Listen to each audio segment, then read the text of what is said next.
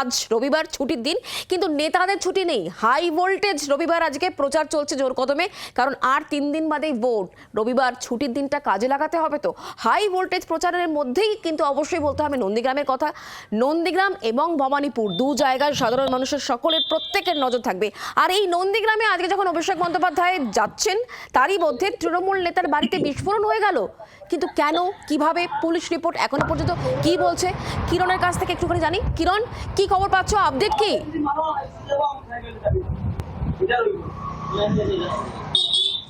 দেখো, পুলিশ যে বোমগুলো উদ্ধার করেছে সেগুলো এখন থানায় এনেছে এবং একটি ছোট বাক্স সেখান থেকে নিয়ে এসেছে। বাক্সে কি রয়েছে এখনো জানা নেই। পুলিশ তল্লাশি শুরু করেছে, ঘরের মধ্যে আরো কিছু আছে কিনা তাও খতিয়ে দেখেছে। বোম স্কোয়াড আসলে আরো বিষয়টি খতিয়ে দেখবে, এমনটা আমরা পুলিশ সূত্রে জানতে পারছি। তবে এই নিয়ে বিজেপি সরব হয়েছে যে ভোটের বুকে তৃণমূলের পায়ে জমি হারাচ্ছে, তাই বারুদ এবং বোমা মজুত করছে তৃণমূলের হেভিওয়েট নেতারা, যারা নন্দীগ্রামের দাপুটে নেতা নামে পরিচিত। শামসুলের বাড়িতে বিস্ফোরণ না হলে হয়তো এটা বোঝা যেত না, এবং ভগবান আছে তাই নিজেদের খোঁড়া গর্তে নিজেরাই পড়ছেন, এমনটা উক্তি করেছেন আজকে খেজুরিতে র্যালি থেকে শুভেন্দু অধিকারী। পুরো একদমই এই জায়গা থেকে নন্দীগ্রামের বিজেপি প্রার্থী শুভেন্দু অধিকারী, তার কি বক্তব্য, তিনি কি বলছেন, এই ঘটনাকে কেমন ভাবে দেখছেন তিনি, শোনাই। নন্দীগ্রামের মতো জায়গায় তৃণমূলের দাপুটে নেতা বলে বলা হয় শামসুলের বাড়িতে বোমা বিস্ফোরণ, উত্তেজনা। বোমা জমায়েত করেছিল, উপরওয়ালার মার, ভগবানের মার, ফেটে নিজের বাচ্চারই হাত গেছে। আরো তাজা বোমা উদ্ধার হয়েছে। ভয়ঙ্কর, এই জন্যই তো কাঞ্চননগরের কেসে এনআইএ হয়েছে। আপনারা দেখেননি, আপনার জি 24 ঘন্টাই তো দেখিয়েছিল সমবায়ের ভোটে বোম মারছে, আপনারাই তো দেখিয়েছিলেন 1 বছরে।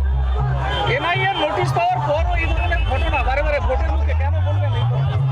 ভোটে জিততে পারবে না, হিন্দু ভোট তো পাবেই না, মুসলমানরাও দেবে না। আজ কোনো গরিব মুসলমান ওদের ভোট দেবে না, আতঙ্ক ছড়ানোর জন্য করেছে। অভিষেক বন্দ্যোপাধ্যায় আজকে নন্দীগ্রামে সভা কেন আসবেন না? উনার প্রার্থী আছে, আসুন না, তার আগেই লাভ হবে না। তো ভোটের শুরুতে এসেছিলেন তো 2 সপ্তাহ। মমতা ব্যানার্জি এখনো আসছেন না কেন? ওনাকে দেখার জন্য অপেক্ষায় আছি আমরা। এরা যত আসবে তত বেশি ভোটে তৃণমূল হারবে। এদের মুখ দেখলেই লোক ভোট দিচ্ছে না, আমাদের কিছু করতে হচ্ছে না। মমতা ব্যানার্জিকে বলুন গণগণনা আসবে। অভিষেক 35টা সিট মেদিনীপুর, অবিভক্ত মেদিনীপুর, একটা সিটেও জেতার কোনো জায়গায় তৃণমূল নেই। রাজ্যে হারবে এবং কমফর্ট মেজরিটি নিয়ে আমরা জিতবো। এই 152টা সিটেই সরকার গড়ার কাছাকাছি চলে যাবে বিজেপি, আর বাকি সেকেন্ড ফেজে অল্প কিছু লাগবে।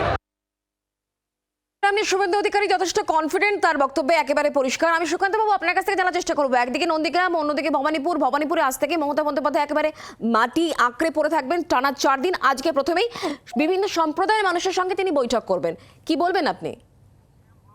দেখো, মহারাষ্ট্র হাউসে আজকে ওনার কিন্তু একটা বৈঠক রয়েছে, যেখানে কিন্তু এক সময় তিনি সোমেন মিত্রর কাছে হেরেও গিয়েছিলেন কংগ্রেসে।